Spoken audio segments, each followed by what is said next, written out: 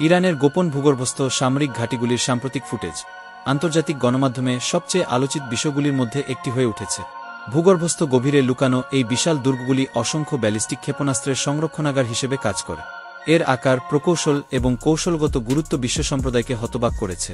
এই ভিডিওতে আমরা এই ঘাঁটিগুলির বিশদ বিবরণ, তাদের অবস্থান, তারা যে ক্ষেপণাস্ত্রগুলি ধারণ করে, ইরানের এই ধরনের স্থাপনা নির্মাণের কারণ এবং মার্কিন যুক্তরাষ্ট্রের প্রতিক্রিয়া, যার মধ্যে ডোনাল্ড ট্রাম্পের সম্ভাব্য পদক্ষেপ অন্তর্ভুক্ত রয়েছে, তা খতিয়ে দেখ।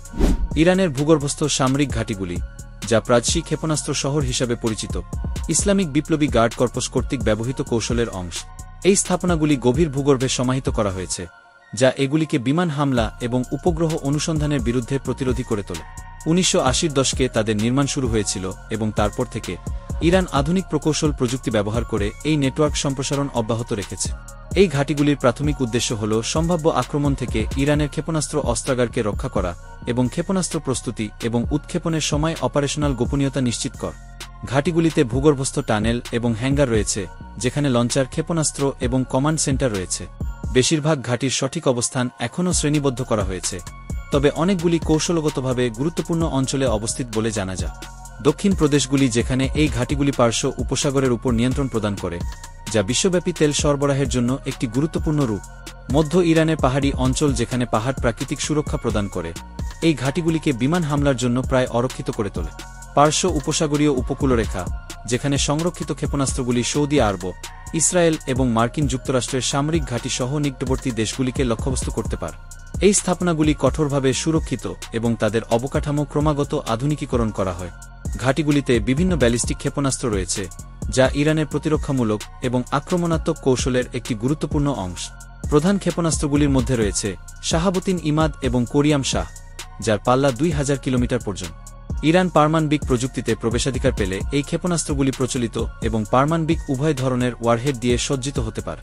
ইরানের ক্ষেপণাস্ত্র কর্মসূচির উল্লেখযোগ্য বিকাশ ১৯৮০ দশকে ইরান ইরাক যুদ্ধের সময় শুরু হয়েছিল, যখন দেশটি আধুনিক অস্ত্রের তীব্র ঘাটতির মুখোমুখি হয়েছিল।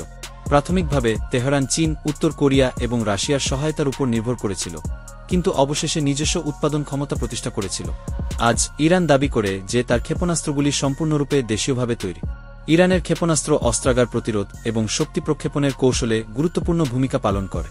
ইরানি কর্তৃপক্ষের মতে এই ধরনের ক্ষেপণাস্ত্র তৈরি এবং মজুত করার প্রাথমিক কারণগুলির মধ্যে রয়েছে বহিরাগত হুমকির বিরুদ্ধে সুরক্ষা, কারণ ইরান মার্কিন যুক্তরাষ্ট্র, ইসরায়েল এবং সৌদি আরবকে তার প্রধান প্রতিপক্ষ হিসেবে দেখে এবং ক্ষেপণাস্ত্রগুলি প্রতিরোধক হিসেবে কাজ করে, এবং মাঝারি পাল্লার ক্ষেপণাস্ত্র ধারণের কারণে আঞ্চলিক প্রভাব মধ্যপ্রাচ্যে ইরানের অবস্থানকে শক্তিশালী কর। ইরানের ভূগর্ভস্থ ঘাঁটি প্রকাশের ফলে ওয়াশিংটনে উল্লেখযোগ্য উদ্বেগ তৈরি হয়েছে। মার্কিন যুক্তরাষ্ট্র ইতিমধ্যেই পদক্ষেপ নিচ্ছে, যার মধ্যে একটি শীঘ্রই কঠোর নিষেধাজ্ঞা অন্তর্ভুক্ত করা হবে। ওয়াশিংটন ইরানের ক্ষেপণাস্ত্র কর্মসূচির জন্য তহবিল সীমিত করার জন্য তার উপর চাপ বৃদ্ধি করছে। ইরানের সামরিক কর্মসূচিতে স্বচ্ছতা আনার জন্য যুক্তরাষ্ট্র, জাতিসংঘ এবং মিত্রদের সাথে সক্রিয়ভাবে কাজ করছে। ডোনাল্ড ট্রাম্পের ক্ষমতায় ফিরে আসার ফলে ইরানের প্রতি আরও কঠোর মনোভাব তৈরি হবে। তার রাষ্ট্রপতিত্বের সময়ে তিনি ২০১৫ সালের পারমাণবিক চুক্তি থেকে সরে আসেন এবং নিষেধাজ্ঞাগুলি আরও তীব্র করে। ট্রাম্প ক্ষেপণাস্ত্র ঘাঁটি সহ ইরানের কৌশলগত স্থাপনাগুলিতে হামলার কথা বিবেচনা করছেন বলে জানা গেছে। উপরন্তু ওয়াশিংটন ইরানের হুমকি মোকাবেলায় তেল আবিবের সাথে তার সহযোগিতা জোরদার করছে। তবে মার্কিন যুক্তরাষ্ট্রের জন্য প্রাথমিক হাতিয়ার নিষেধাজ্ঞাগুলি রয়ে গেছে, যা ইরানের ক্ষেপণাস্ত্র কর্মসূচির সাথে যুক্ত কোম্পানি এবং সংস্থাগুলিকে লক্ষ্যবস্তু করতে পারে।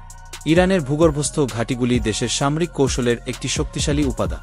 তারা তার ক্ষেপণাস্ত্র অস্ত্রাগারের সুরক্ষা প্রদান করে এবং বহিরাগত হুমকি মোকাবেলা করার ইরানের ক্ষমতা প্রদর্শন করে। তবে তাদের অস্তিত্ব বিশ্ব নিরাপত্তার জন্য গুরুতর চ্যালেঞ্জ তৈরি করে। মার্কিন যুক্তরাষ্ট্র এবং তার মিত্ররা ইরানের ক্রমবর্ধমান ক্ষেপণাস্ত্র ক্ষমতা নিয়ে গভীরভাবে উদ্বিগ্ন, যা এই অঞ্চলে উত্তেজনা আরও বাড়িয়ে তুলতে পারে। এই পরিস্থিতির ভবিষ্যৎ নির্ভর করবে কূটনৈতিক প্রচেষ্টা এবং সকল পক্ষের আপস খুঁজে বের করার ইচ্ছার উপর। ইরানের সেনাবাহিনী, যা আনুষ্ঠানিকভাবে ইসলামী প্রজাতন্ত্র ইরানের সশস্ত্র বাহিনী নামে পরিচিত, মধ্যপ্রাচ্যের বৃহত্তম এবং সবচেয়ে প্রভাবশালী বাহিনীগুলির মধ্যে একটি। এর গঠন, আকার, অস্ত্রশস্ত্র এবং কৌশল ইরানের লক্ষ্যকে প্রতিফলিত করে কেবল তার সীমান্ত রক্ষা করা নয়, বরং আঞ্চলিক এবং বৈশ্বিক উভয় স্তরেই সামরিক শক্তি প্রদর্শন করে। মার্কিন যুক্তরাষ্ট্রের সাথে সংঘর্ষের ক্ষেত্রে ইরানের সুবিধা এবং উল্লেখযোগ্য দুর্বলতা উভয় মূল্যায়ন করা হয়েছে, যা যুদ্ধের গতিপথকে প্রভাবিত করতে পারে।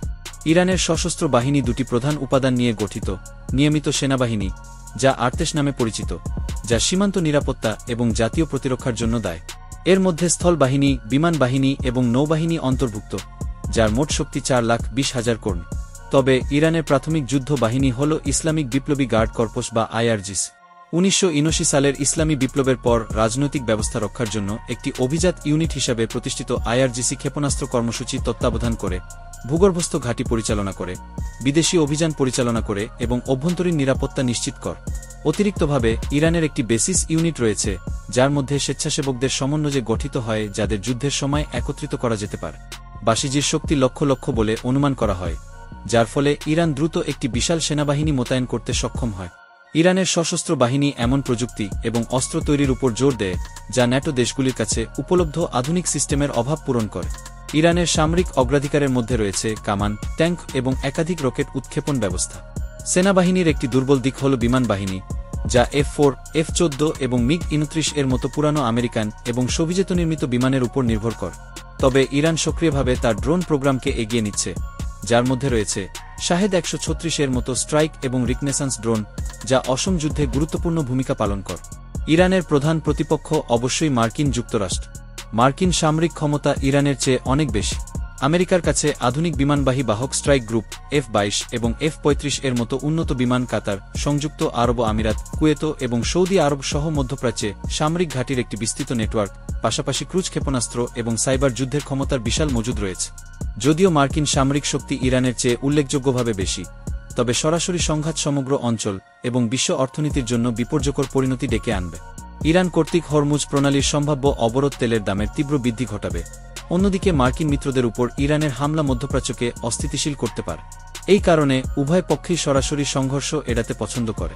ধ্বংস, শক্তি প্রদর্শন এবং কূটনৈতিক চাপের মধ্যে তাদের কর্মকাণ্ড সীমাবদ্ধ রাখে।